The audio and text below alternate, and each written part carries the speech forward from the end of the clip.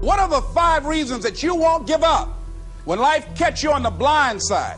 When the messenger of misery visits you, what are you going to do? What will keep you in the game when life knocks you to the canvas?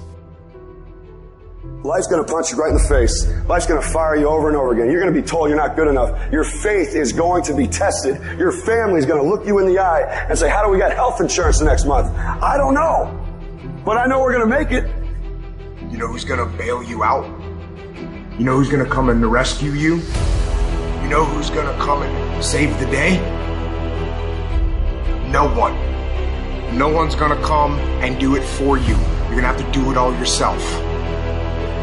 See, the Buster Douglas that fought in the last fight was not the Buster Douglas that fought Mike Tyson. See, the Buster Douglas that got knocked down while fighting Mike Tyson had gotten out of an alcohol recovery center. His mother had died. His wife was ill with a terminal illness. He was considered a nothing, a bum. So when he got knocked down, Buster Douglas had a reason to get back up because he said, I'm dedicating this fight to the memory of my mama. Life is hard, man. That's what it's about. Life is a challenge. If you don't work as hard as you can, if you don't sacrifice everything, if you don't get rejected and keep coming back for more, if you don't get your loyalty tested and your faith tested, you don't love that thing if you bail out. So if you fought through all that, that's love. So you've got to have some reasons that when life knocks you down, and it's going to. Hello, it's going to knock you down. When people disappoint you, and that's going to happen. When they betray you, and that's going to happen. When they lie to you, and that's going to happen. When they say, oh, you can count on me, and they won't show up, and that's going to happen. When you want to throw in the towel and give up yourself, and that's going to happen. When life collapses on you and catch you on the blind side, what reason can you remember that you can call on, that you can reach on, that can make you get back up? Find that reason. Because when life had knocked me down, I said, life, I'm doing this because I want to make my mama proud of me. I'm doing this because I want my children to have a better life than what I have. I'm doing this because all my life I've been told I'd be a loser, that I wouldn't make it. I'm doing this to make them a lie. I believe, like Frank Sinatra, he said, the best revenge in life is massive success. I'm doing this so I can become massively successful.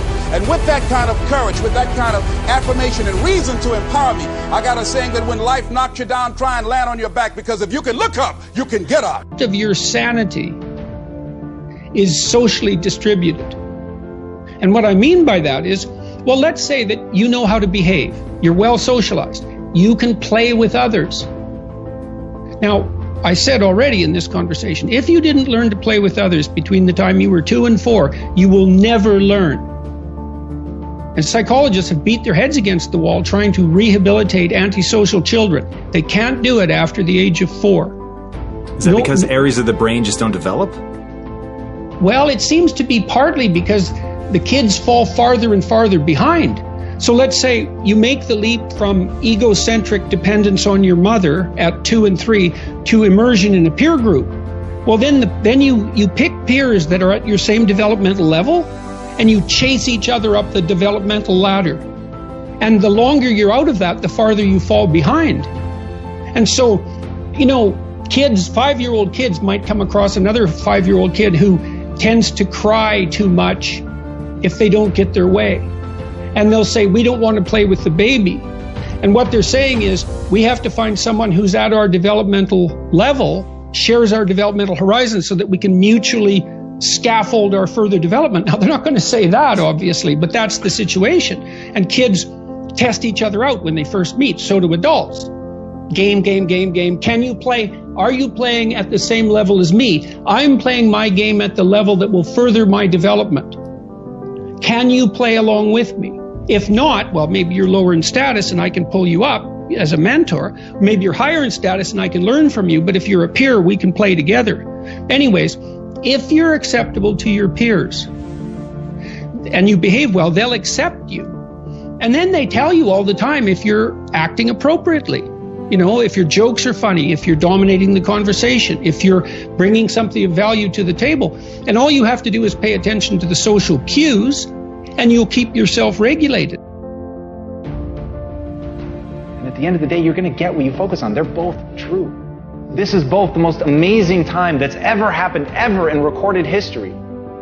And yet real things that are terrifying are also happening.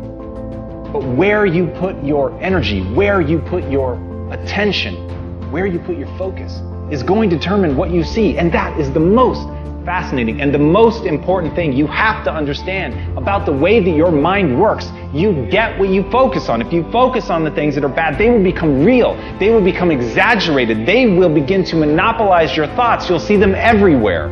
It's called the reticular activating system. Your mind is literally designed to pay attention to the things that you notice.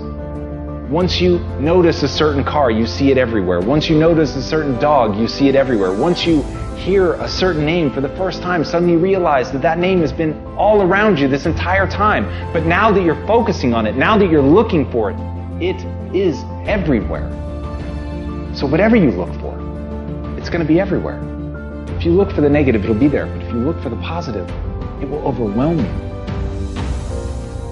When you manage something, you do so to keep it going. Well, you don't need to keep time going. You don't even need to watch it. You can be completely unaware of it. You can go to sleep. Doesn't matter. Time just continually moves. Doesn't need you. It doesn't need me. It just keeps moving. We don't need to do time management because there's nothing to manage. It's automatic. It continually moves.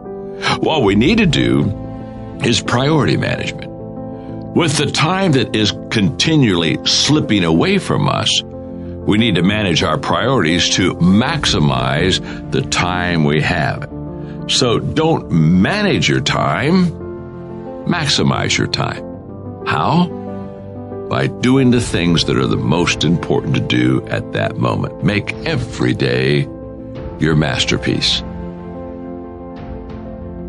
Do we sit down and let change just happen to us? Or are we just watching change happening around us? Or are we aware that change is happening within us? Or are we going to be those proactive people who make sure that we affect what happens to us? Change also produces 4 types of people. They are in this room. First of all, there are people who watch things happen. Not all change is improvement. You used to weigh 128, and now you changed. And for some of you, that's not an improvement. You lost your wardrobe. You lost your ability to climb up steps fast. You even lost the quality of health that you had. Change doesn't mean improvement all the time. But the problem is, without change, there can be no improvement. So you have to decide what to do with change. Change will happen, and if you are not careful, it could be destructive. So you have to determine, what kind of change do I want in my life? And I want you as a young person, as a mother and a father, as a business person, to think about your company even, or your family, or your educational pursuit.